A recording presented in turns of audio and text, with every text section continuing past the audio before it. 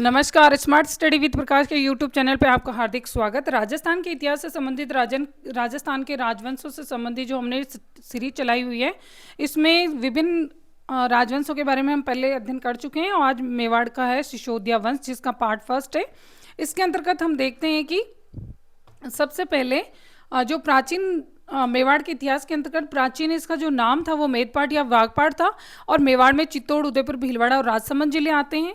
और इनकी जो कुल देवी है वो बाण माता है और कुल देवता है इनके एकलिंग जी। और इनकी जो शाखा है वो रावल और राणा, दो शाखाएं इसके अंतर्गत। गुहिल वंश का वाक्य है जो हट राखे धर्म रोही तीखे राखे करतार, ये इनका गुहिल वंश का जो वाक्य है वो माना गया है। उसके बाद में मेवाड़ का गुहिल वंश, उसके अंतर्गत सबसे पहले जो शासक आते हैं उसका अंतर्गत आते हैं गुहिलादित्य, जिनका टाइम पीरियड है वो 565 ईस्वी या 566 ईस्वी माना जाता है, और ये गुहिल वंश के संस्थापक भी माने जाते हैं। इनकी जो माता है वो पुष्पवती थी और पिता है वो शीलादित्य थे।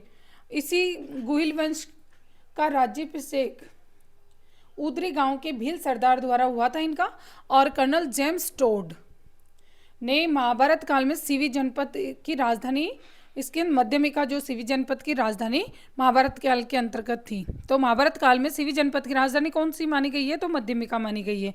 और उसके बाद में प्रारंभ में जो शासक थे वो मौर्य वंश के शासक थे, और मौर्य वंश के अंतर्गत चित्तौड़ के अंतर्गत ये शासक हुआ करते थे। उसके बाद में गुहिल वंश की उत्पत्ति कैसे हुई? तो जेम्स टोड के अनुसार गुहिल वंश की उत्पत्ति वल्लभी नगर साम्राज्य, जब वल्लभी नगर साम्राज्य जो कि गुजरात के शासक शिलादित्य के वंशज थे, उन्हीं के यहीं से जेम्स टोड के अनुसार गुहिल वंश की उत्पत्ति मानी गई है। उसके बाद में डॉक्टर जी.एच. ओझा के अनुसार ये गुहिल वंशी सूर्यवंशी माने गए हैं, जबकि अबुल फजल के अनुसार ईरान के शासक नो शेख आदिल के संतान माने गए हैं। कौन? गुहिल वंश। उसके बाद में गुहिल वंशों को डॉक्टर D.R. भंडारकर के द्वारा गुहिलों को ब्राह्मण बताया गया है, जबकि कुंभलगढ़ प्रशस्ति में गुहिलों को आनंदपुर के ब्राह्मण वंश से संबंधित बताया गया है। उसी प्रकार से नैन्सी व कर्नल जेम्स टोड ने गुहिलों की 24 शाखाओं का उल्लेख भी किया है। उसी प्रकार से आनंदपुर के देवादित्य की पुत्री सुभागा देवी थी, उनके अनुसार सूर्य की आराधना करती थी। उनके अनुसार यह है कि वो सूर्यवंशी बताए गए हैं। उसी प्रकार से जो गुहिलादित्य हैं, नेक्स्ट जो शासक आ जाते हैं वो गुहिलादित्य हैं, जिनके पिता शिलादित्य थे और माता पुष्पावती थी, जो कि हमने पहले देखा है। पालन पोषण है वो कमलावती ने किया था। वीरनगर के ब्राह्मण थे ये कमलावती, उन्होंने इनका पालन पोषण किया था। गुहिल वंश का जो संस्थापक माना जाता है वो 566 ईस्वी के अंदर गुहिलादित्य को माना जाता है, और इनकी राजधानी नागदा थी। राज्याभिषेक हुआ था उदरी गांव के भील सरदार के द्वारा, राज्याभिषेक किया गया था। और 8वां वंशज है वो नागादित्य, जो कि भीलों के साथ दुर्व्यवहार इन्होंने किया था। तो ये नागादित्य थे जिन्होंने भीलों के साथ में दुर्व्यवहार किया था। तो ऐसा पूछा जा सकता है क्वेश्चन, ऐसे कौन से जो थे जिन्होंने कि भीलों के साथ दुर्व्यवहार किया था? तो ये 8वें वंशज गुहिलादित्य हैं, जबकि जो नागादित्य थे उन्होंने भीलों के साथ में दुर्व्यवहार किया था। भीलों द्वारा हत्या कर और ईडर का राज्य इन्होंने छीला था। उसके बाद में भीलों द्वारा हत्या की गई और ईडर का राज्य भी छीन लिया गया था। पुत्र इनके कौन थे? बप्पा रावल थे। तो अब आ जाते हैं बप्पा रावल पे। जो बप्पा रावल है उनका टाइम पीरियड है 734 ईस्वी से लेकर 753 ईस्वी माना गया है, और मूल नाम इनका कालभोज था, और इनको उपाधि है वो बप्पा की दी गई थी। मेवाड़ राज्य का वास्तविक संस्थापक की भी बप्पा रावल को ही बताया गया है। और कुंभलगढ़ जो प्रशस्ति है उसके 1460 में बप्पा रावल को विप्र कहा गया है। इसके किसके अंदर बप्पा रावल को विप्र कहा गया है? तो कुंभलगढ़ प्रशस्ति में बप्पा रावल को विप्र कहा गया है। तो ये आपसे पूछा जा सकता है। उसके बाद में इनके गुरु कौन थे? गुरु थे हरित ऋषि के आशीर्वाद से ही इनको ये जो है प्राप्त हुआ था अपना राज्य। और इसके बाद में देखा जाता है तो 734 ईस्वी में मौर्यों को पराजित कर चित्तौड़ पर अधिकार किया था उन्होंने अपनी राजधानी नागदा को इन्होंने बनाया था।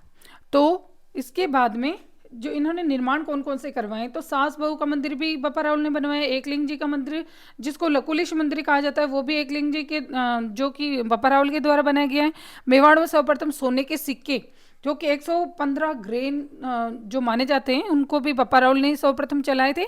और इनको उपाधि कौन कौन सी दी गई थी? तो हिंदू जा सूरज, चकवे और राजगुरु की उपाधि इनको प्रदान की गई थी। सीवी वेद ने बप्पा रावल की तुलना चार्ल्स मार्टिन से की है, चार्ल्स मार्टल से की है। उसके बाद में हरित ऋषि ने काल भोज को बप्पा रावल की उपाधि दी थी।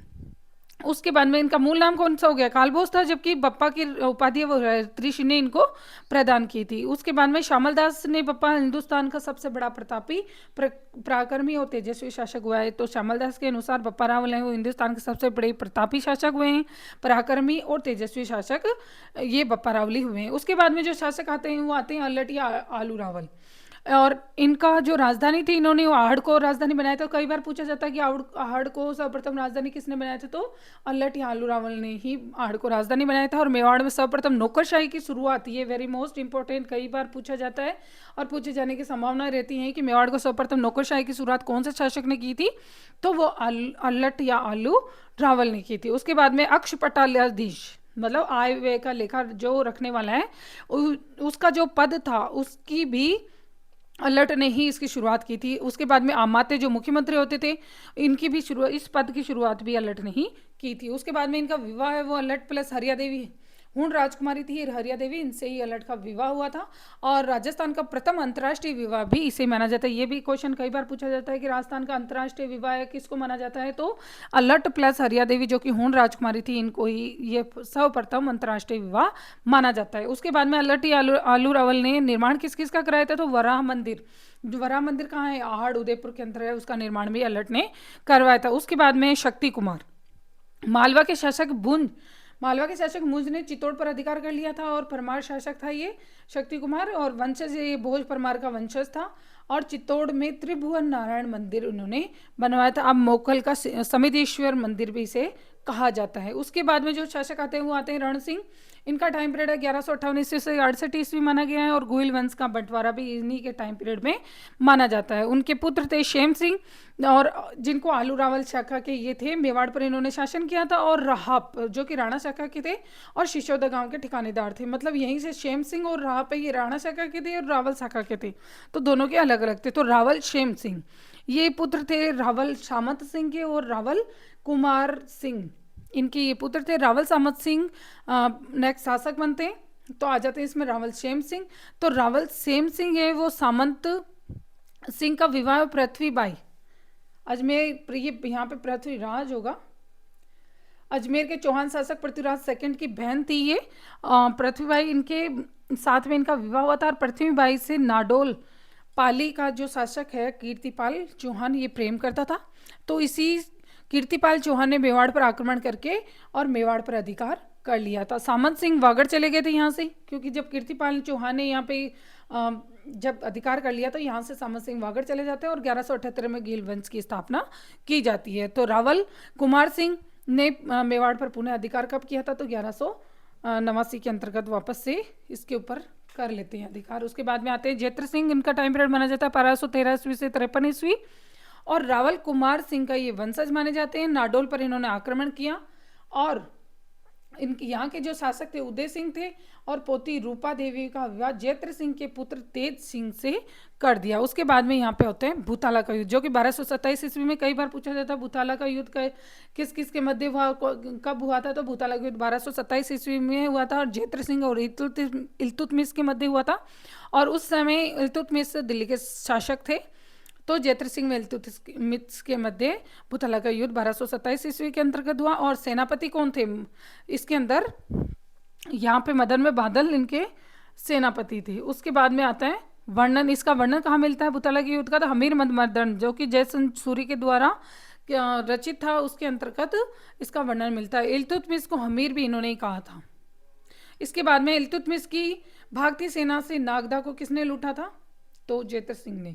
उसके बाद में है परमाणु ने जैत्र सिंह से चित्तौड़ को छीनकर राजधानी बनाया, और नसीरुद्दीन मोहम्मद का आक्रमण 1248 ईस्वी के अंतर्गत हुआ, जो कि असफल रहा। शासनकाल कब, मध्यकालीन मेवाड़ का स्वर्णकाल डॉक्टर दशरथ शर्मा के अनुसार जो जैत्र सिंह है उनका शासनकाल है वो मध्यकालीन मेवाड़ का स्वर्णकाल माना जाता है, और जैत्र सिंह का जो देहांत है वो 1253 ईस्वी के अंतर्गत हो जाता है। उसके बाद में जो शासक आता है वो आते हैं तेज सिंह। तेज सिंह का टाइम पीरियड 1253 ईस्वी से 67 ईस्वी माना जाता है, और जैत्र सिंह के ये पुत्र थे। उपाधि इनको परम भट्टारक, महाराजा धीराज और परमेश्वर की इनको उपाधियां मिली हुई थी। तो ऐसा कौन सा प्रतापी शासक था इनके अंतर्गत जिनको कि परम भट्टारक, महाराजा धीराज, परमेश्वर की उपाधि प्रदान की गई थी, तो तेज सिंह थे।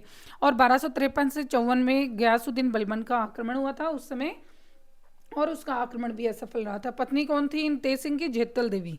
और तो तेज सिंह है, इन्होंने निर्माण करवाया था श्याम पार्श्वनाथ मंदिर का, चित्तौड़ के अंतर्गत इनके द्वारा निर्माण करवाया गया था।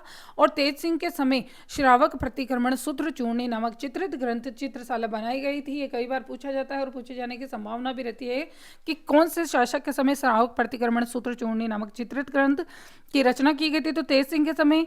और क्या की गई थी? तो इस चित्रित ग्रंथ की रचना की गई थी। नाम क्या था? श्रावक प्रतिक्रमण सूत्र चूर्णी।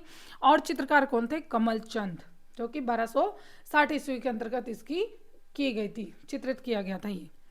आगे देखते हैं कि समर सिंह का टाइम पीरियड 1267 से 1302 ईस्वी माना गया है। और ये जैत्र सिंह के पुत्र थे और तुर्की से गुजरात का उद्धारक मतलब आबू शिलालेख लेके आए थे। और उसके बाद में अलाउद्दीन खिलजी की सेना से गुजरात अभियान के तहत कर वसूला था इन्होंने। समर सिंह ने अलाउद्दीन खिलजी की जो सेना थी उससे गुजरात अभियान पे जा रही थी, उस समय इन्होंने कर वसूल किया था। और जो जैन विद्वान थे रत्नप्रभ सूर्य और पाशव चंद्र, ये इन्हीं के टाइम पीरियड में थे। और समर सिंह के जो पुत्र थे कुंभकर्ण, नेपाल में गुहिल वंश की स्थापना करी थी उन्होंने। रतन सिंह, ये दो पुत्र थे, एक तो कुंभकर्ण हो गया, एक रतन सिंह हो गया। और रतन सिंह ने चित्तौड़ के शासक बने थे और कुंभकर्ण उन्होंने नेपाल जाके और गुहिल वंश की स्थापना कर दी थी। इस प्रकार से नेक्स्ट आते हैं वो रावल रतन सिंह ही आते हैं, जो कि 1302 से 1303 में शासक रहे थे। रावल शाखा के अंतिम शासक माने जाते हैं ये रतन सिंह। और इसकी जो जानकारी हमें पद्मावत से मिलती है। पद्मावत के लेखकों ने मलिक मोहम्मद जायसी के द्वारा पद्मावत लिखा गया था 1540 ईस्वी में। और इसी के अंदर पद्मिनी की कहानी का उल्लेख भी मिलता है। उसके बाद में खापरण उल कुतुब, ये अमीर खुसरो के द्वारा लिखी गई थी। इसके अंतर्गत पत्नी इनकी कौन थी? पद्मिनी थी, जो सियल द्वीप की राजकुमारी थी। और पिता गंधर्व सेन थे, माता चंपावती थी, भाई बादल थे और चाचा गोरा थे। और इनका प्रिय तोता कौन था? हीरामन तोता। और रतन सिंह ने राघव चेतन जो तांत्रिक था उसको दरबार से बाहर निकाल दिया था। तो वो तांत्रिक है, वो वहाँ चला गया था। और राघव चेतन अलाउद्दीन खिलजी के पास जाके और जो पद्मिनी थी उसकी सुंदरता का उसने वहाँ जाके बखान किया था, वर्णन किया था। और तभी से अलाउद्दीन खिलजी पद्मिनी को पाना चाहते थे। इसी प्रकार से रतन सिंह व अलाउद्दीन खिलजी के मध्य संघर्ष हुआ था। अलाउद्दीन खिलजी की साम्राज्यवादी नीति भी इसका एक कारण माना जाता है संघर्ष का। और चित्तौड़ का सामरिक महत्व भी है और पद्मिनी की सुंदरता, ये सारे के सारे जो कारण है वो रतन सिंह व अलाउद्दीन खिलजी के मध्य संघर्ष के महत्वपूर्ण कारण माने जाते हैं। अलाउद्दीन खिलजी के चित्तौड़ पर आक्रमण हुआ था 28 जनवरी 1303 ईस्वी के अंतर्गत। और जबकि उन्होंने घेरा कितने 8 माह तक घेरा डाल के रखा था और अधिकार 26 अगस्त 1303 को हुआ था। तो कई बार पूछा जा सकता है कि घेरा कितने माह तक डाला गया था? तो ये 8 माह तक घेरा डाला हुआ था। उसके बाद में अधिकार कब हुआ था? 26 अगस्त 1303 को अधिकार हो गया था। चित्तौड़ का प्रथम सागा कब माना गया? 1303 ईस्वी के अंतर्गत। शासक कौन थे? रतन सिंह थे, सेनापति गोरा बादल थे। और जौहर किसने किया था? पद्मिनी ने किया था। 1600 महिलाओं के साथ में उन्होंने जौहर किया था। उसके बाद में आक्रमण करने अलाउद्दीन खिलजी थे। अलाउद्दीन खिलजी ने चित्तौड़ का नाम बदलकर अपने पुत्र खिज्र खां के नाम पर खिजराबाद कर दिया था। उसके बाद में अलाउद्दीन खिलजी का 1303 से 1326 तक चित्तौड़ पर अधिकार रहा।